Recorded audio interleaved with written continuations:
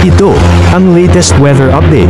Alamin ang pinakasariwang ulat panahon ngayon dito sa Information TV Educational Channel.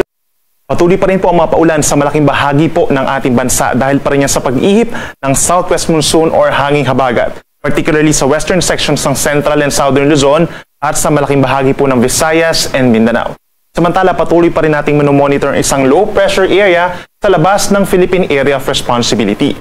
Muli itong namataan kaninang alas 3 ng madaling araw sa halos 1,700 kilometers po sa silangan ng Southern Luzon.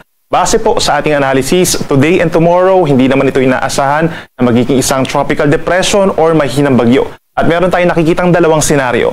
Una na po dyan ay posibleng mabagal na kikilos ito palapit sa ating Philippine Area of Responsibility at maring pumasok over this weekend. At yung ikalawang senaryo po natin ay posibleng may mabuong panibagong low pressure area sa may silangan ng Luzon sa loob ng Philippine Area of Responsibility at ma-absorb or magiging parte na lamang po yung low pressure area doon sa labas ng ating PAR. So ibig sabihin, early next week po possible na meron tayong i-monitor na panibagong weather system or weather disturbance dito po sa may silangan ng ating Luzon sa ating bansa at hihila po ito ng southwest monsoon or hanging habagat sa mga susunod na araw or hanggang sa mga unang araw po ng Hulyo at unti-unting palalakasin rin kaya minsan magkakaroon din po tayo ng malalakas sa mga pag-ulan sa mga susunod na araw.